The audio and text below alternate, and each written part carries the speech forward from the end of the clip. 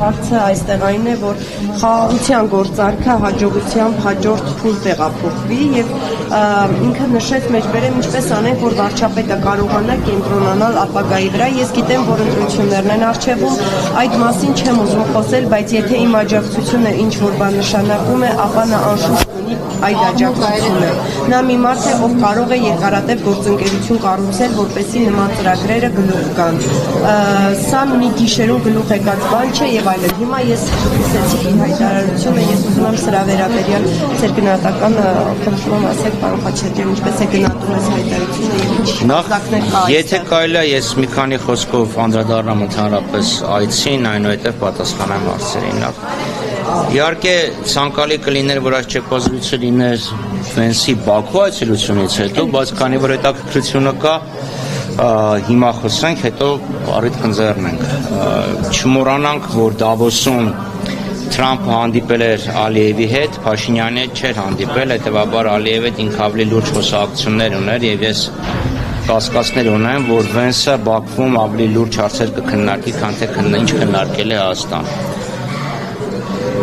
Ինչը զարմանալի չի, որտեղ հաղթած ղեկավարի հետ են լուրջ հարցեր քննարկում, պարտվածի հետ ոչ։ Մյուս այս իշխանությունները հավատարիմ են մնում իրենց զեղծարարությանը, այդ գործելագործին։ Չմոռանանք, որ օգոստոսի 8-ի թուղթը, որը ստորագրվել էր, դա երկկողմանի համատեղ հռչակագիր էր Ալիևի եւ Փաշինյանի միջև, որը արվել էր Թրամփի ներկայությամբ, բայց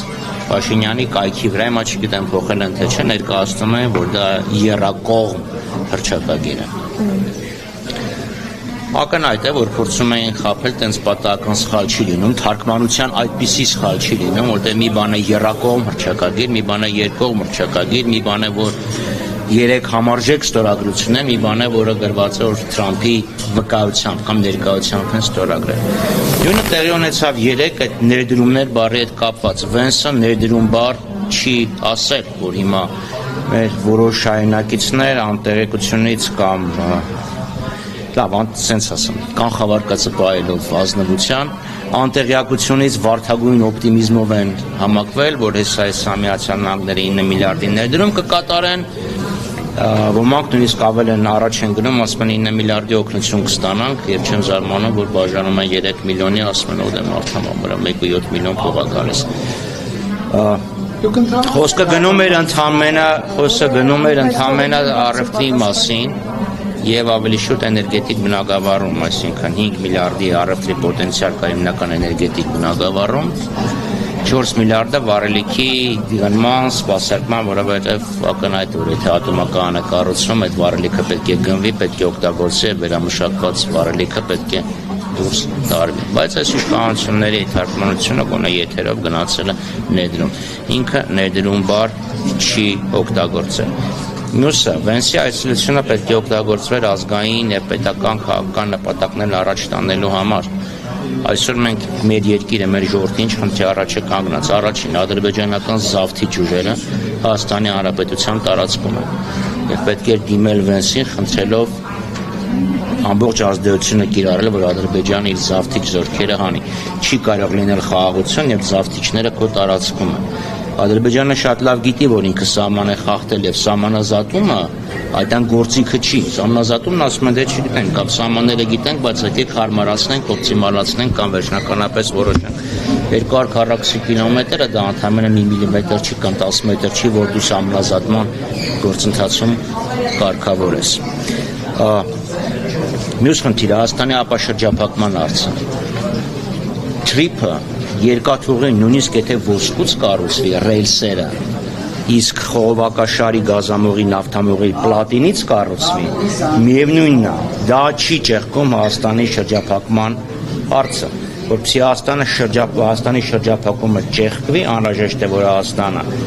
Նախիջևանով նույն պայմաններով, այսինքն անխոչնդոտ անցման front office back office-ով կարողանա հայաստանցիները կարողանան ագարակից հասնել մինչև երասք կամ երասքից իջնել մինչև ագարակ եւ էլի նույն պայմաններով անխոչնդոտ անցման իրավունք ունենան Իջևանից դեպի Ղազախ եւ հետո դեպի Արևել կամ դեպի Հյուսիս։ Մյուս խնդիրը Արցախի խնդիրն է։ Ակնհայտ է, որ ինչ խաղաղություն չի կարող լինել, քանի դեռ Ադրբեջանը Արցախի հանրապետության ռազմաքաղաքական ղեկավարությանը որպես պատանդ պահում է եւ դատապարտում է լավ երկար ժամկետներով բանտարկության, չնայած հասկանալի է, որ ՑՄԱ եւ 20 տարի նույնպես։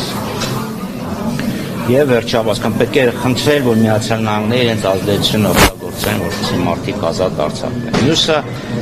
Արցախում գտնվող հայկական, կրոնական, պատմամշակութային ժառանգության պահպանումն է։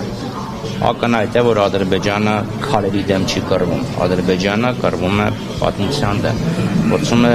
նենգափոխել պատմությունը, քանդելով եկեղեցին, վաղը մյուսերը կարող են ասեն, այստեղ հայկական հետք չի եղել, հայերը քոչվոր են եղել, եկան, անցան, գնացին։ Եվ վերջապես արցախցիների վերադարձի իրավունք, սա մարդու իրավունքների հարց է, մարդիկ իրավունք ունեն վերադառնալ իրենց հայրենիք եւ ցանկացած ազգային իշխանություն այդ հայացքը բարձրացած կլիներ, ինչը վստահաբար որ ոչ, կարող ես շատ խոսել, բայց նայած ոնց ես խոսում եւ ինչ բառամթերք ես օգտագործում։ Նույն օգոստոսի 8-ին, երբ Թրամփն ասում էր 23 քրիստոնյա գերիներ, հիշում ենք Փաշինյանի արձագանքը։ Ինչ հավերում է դրական բանին, իհարկե 35 տարվա դիվանագիտական հարաբերությունների մեջ սա ամերիկյան ամենաբարձրաստիճան այցն էր Հայաստան, պետք է ցույց է տալիս, որ ամերիկյան հարաբերությունները արդեն 35 տարի կայուն աճ են արձանագրում, բայց այցից պետք է ստանալ լավագույնը։ Հիմա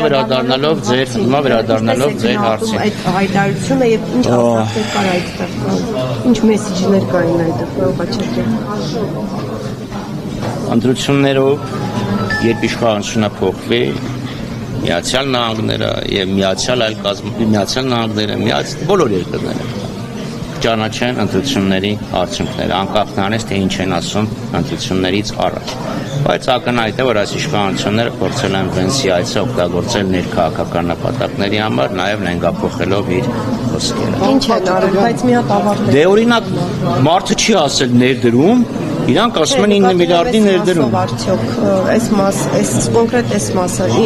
ինչ են արել, որ ներքաղաքական օրակարգով են փորձել օգտագործել։ Դասկան ամերիկացիները 9 միլիարդի ներդրում են կատարել, մենք լավ ենք ապելու, դա ներքաղաքական ազդեցություն չի ունենալու։ Ինչ կարծիք ունենալու։ Էներգետիկ իսկ հարցնեմ, այս մոդուլային ատոմակայանների մասին, որ խոսում են, դա մոդուլային ատոմակայանների մասին, որ խոսում են, դա փորձարկված բան է, եթե Google-ում ես գտնում ես ոչ մի նորմալ երկիր, դա չի օգտագործել։ Ինչ է դա նշանակում, դրա մասին մեկնաբանություն։ Էներգետիկայի հետ կապված շատ ավելի լուրջ խնդիրներ կան, երբ Հայաստանը միանա Ադրբեջանի էներգետիկ ցանցին, ինչի մասին որ իմ հարցինի պատասխան ասաց Նիկոլ Փաշինյան, մենք էներգետիկ կախվածության մեջ ենք ընկնելու, հիշեցնեմ Ադրբեջանի էներգետիկ շանտաժը, ոչ թե շանտաժը, Հայաստանի դեմ էներգետիկ պատժամիջոցները, որը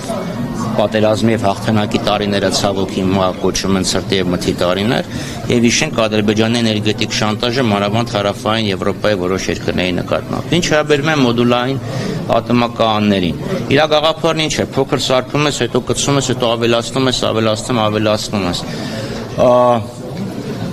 Ես միջուկային էլեկտրականների մասնագետ չեմ, չնայած կրթությամբ ֆիզիկոս եմ, բայց գիտեմ, որ դրանք լայնորեն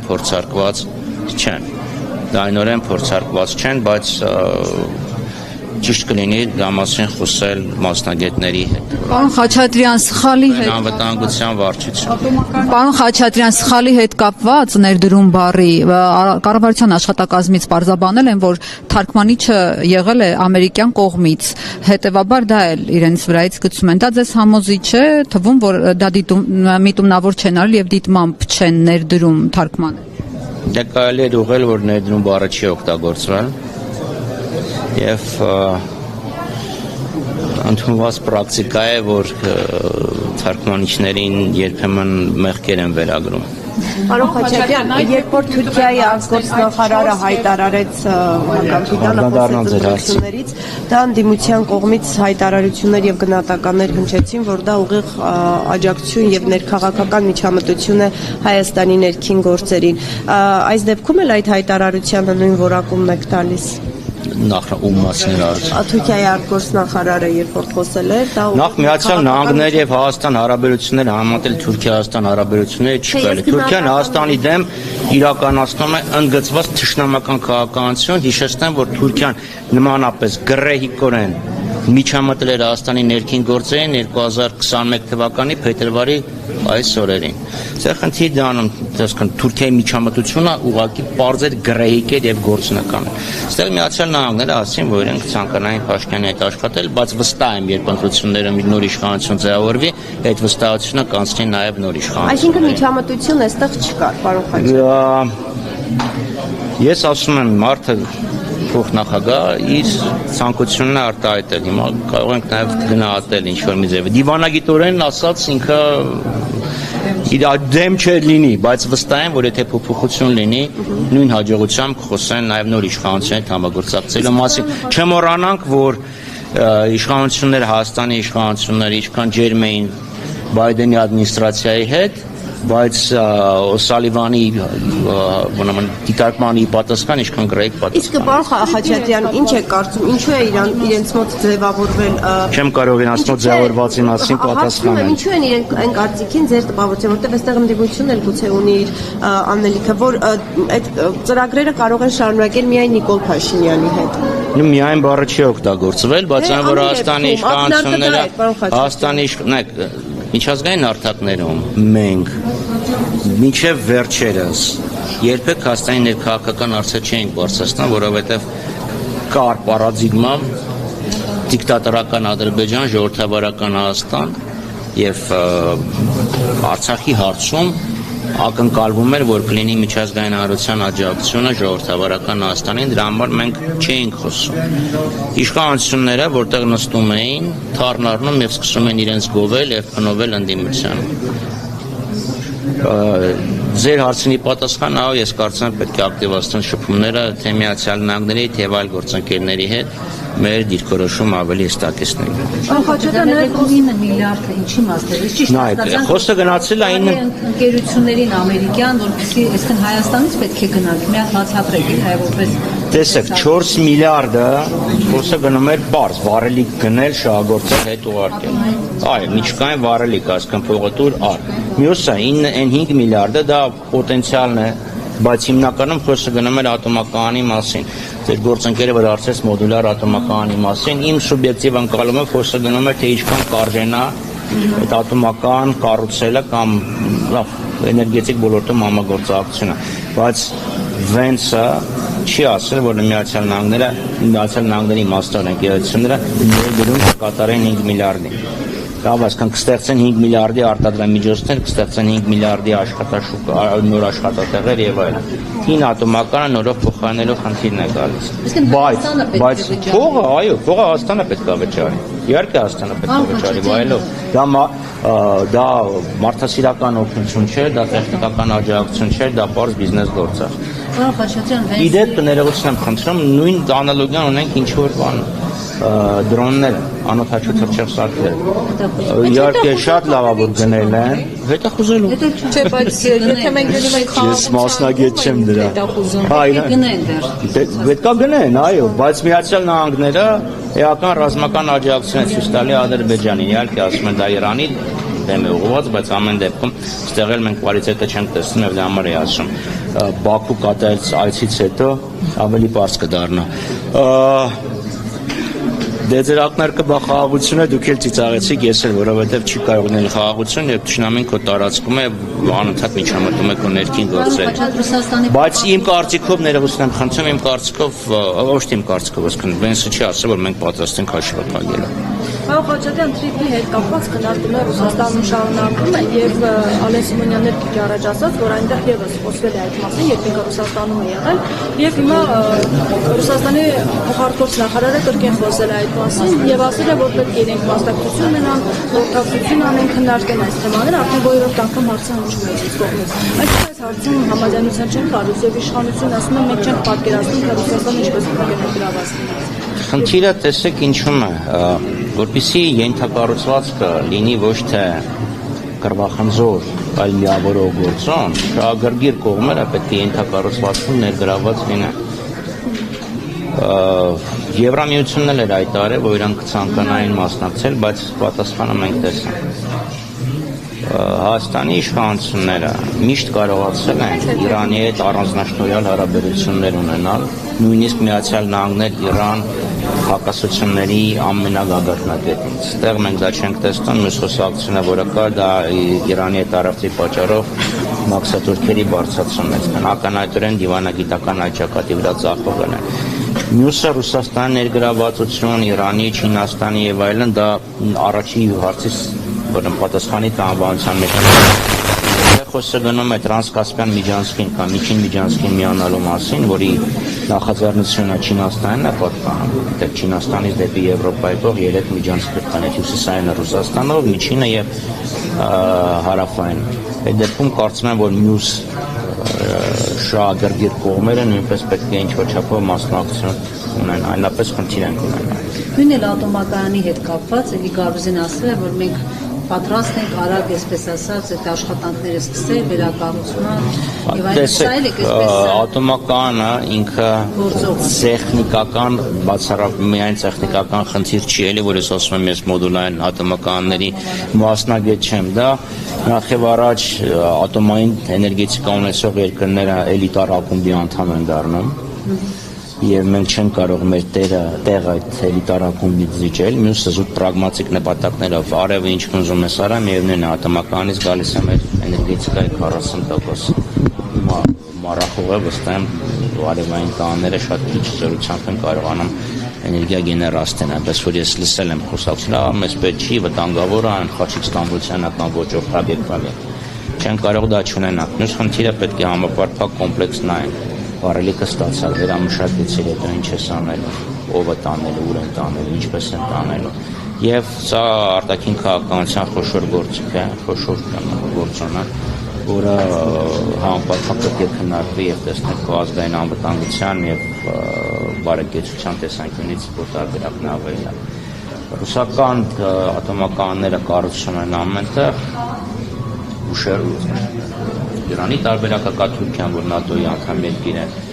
մի հատ կառուցում է, մի հատ էլ էին ասում, պետք է կառուցենք, սա շատ ավելի բարդ վերլուծությունների խնդիր է, բայց ինքը այդպես բարձ չէ։ Բայց ասեմ, մոդուլայինները իրանք շատ փորձարկված չեն, ու դեպքում մենք ունենք փորձարկված։ Ես թեմաները սպառվել են, ես այդ թեմայով եմ ուզում հարց տալ։ Եվրոպական կողմը Ռուսաստանի համար հերթական պատժամիջոցների փաթեթն է մշակում, եւ եթե դրանք ուժի մեջ մտնեն, դա նաեւ ներառելու է Հայաստանում գործող Յունիբանկը, սա ինչ խնդիրներ կառաջացնի ձեզ Հայաստանի տարբեր կազմակերպություններ են, չէ, եւ պատժամիջոցների տակ ընկել։ Նաև հանքարդյունաբերության բնագավառի կազմակերպությունն են պատժամիջոցների տակ ընկել, այստեղ Հայաստանը մտել է խաղի մեջ, որը կարող է համ շահի, համ կորցնի։ Վերջը մեր այս տնտեսական աճը, որը մենք արձանագրեցինք 22-23 թվականներին, ինքը բացառապես ռուսական պատժամիջոցներով է պայմանավորված եւ այս ահռելի պետական պարտքով, որ կառավարությունը շարունակել է, որը վճարում ենք մենք, մեր սերունդը, այլ ոչ թե ապագան։ Ուրեմն աշխատած 3 դամից մեկը գնում է պարտքի սպասարկմանը։ Այնպես որ պետք է պատասխան լինես նաեւ պատժամիջոցների։ Դրանից խուսափելու համար պետք է ունենաս կայուն տնտեսություն, որը զարգացման սեփական պոտենցիալ ունի եւ ինքը կարողանա ապահովել քո երկրի տնտեսական զարգացումը, այլ ոչ թե արտածին հակամարտական գործոններով պայմանավորված։ Պարոն Խաչատրյան, երբ ասում եք ամերիկյան կողմը Իրանի հետ առևտուրը, մաքսատուրքերը բարձրացնելու բան, դա Հայաստանին էլ է վերաբերելու։ Եվ կարծում կար այդ լուրերը կային, որ եթե այն երկրները, ովքեր Իրանի հետ առևտրով են զբաղված, ասում Իրանի հետ առևտրատնտեսական հարաբերություններ ունեն, իրենց մաքսատուրքերը 10-ից 20% պետք է բարձրացնեն։ Լուրերը կան, չէ՞ դա արվում է։ Շրջանակներում ինչ-որ ապրանքներ Հայաստանի տարածքով մտնում են ԵԱՏՄ անդամ այլ երկրների։ Հայաստանը ԵԱՏՄ-ի անդամ է, այո, բայց միևնույն դա էլ է։ Հիմա երկկողմանի Հայաստանը ԵԱՏՄ-ի անդամ է, բայց կարող է Տաջիկստանը կամ լավ, չգիտեմ, Ղազախստանը ոչի բան չի ծախում նրան, Հայաստանը վաճառում։ Այսօր ԵԱՏՄ-ն ինչ չի, որ կամ բոլորը ԵԱՏՄ-ով պետք է պատժվում են կամ ոչ։ Կոնկրետ Հայաստանը նաև սահման դրության։ Պարոն Խաչատրյան, քաղաքական օրակարգի վերաբերող հարց, առաջիկա խորհրդարանական ընտրություններին խնդրում եմ ասեք դաշնակցությունը արդեն սկսել է կոնսուլտացիաներ այլ քաղաքական ուժերի հետ։ Դաշնակցությունը դրա մասին այո, հայտարարվեց, որ սկսել եք հանդիպումներ, քննարկումներ, խնդրում եմ ամփոփեք այս պայմանության, որ քաղաքական ուժերի հետ եք համաձայնության եկել հնարավոր դաշինքով ընտրությունների մասնակցել։ Դա դաշնակցության Հայաստանի կազմակերպության գերագույն ժողովի որոշումը, որի մասին վստահ տեղյակ եք, կան կոնսուլտացիաներ, ավելի մանրամասն ես կառաջարկեի գերագույն մարմին դիմել, որովհետև դա գերագույն մարմնի լիազորությունների հարց է, ես շարքային կուսակցական։ Այս կոմիտաս խմբի կարող եմ մեր խմբի մասին։ Այս պայմանությամբ հստակ է, որ դաշինքով եք մասնակցել։ Այո, դաշնակցությունը կոչ էր անում մասնակցել խոշոր դաշինքներով եւ դաշնակցությունը անում է այն, ինչը կոչ է անում անելիքներ։ Շնորհակալություն։ Պարոն Խաչատրյան, մի հարց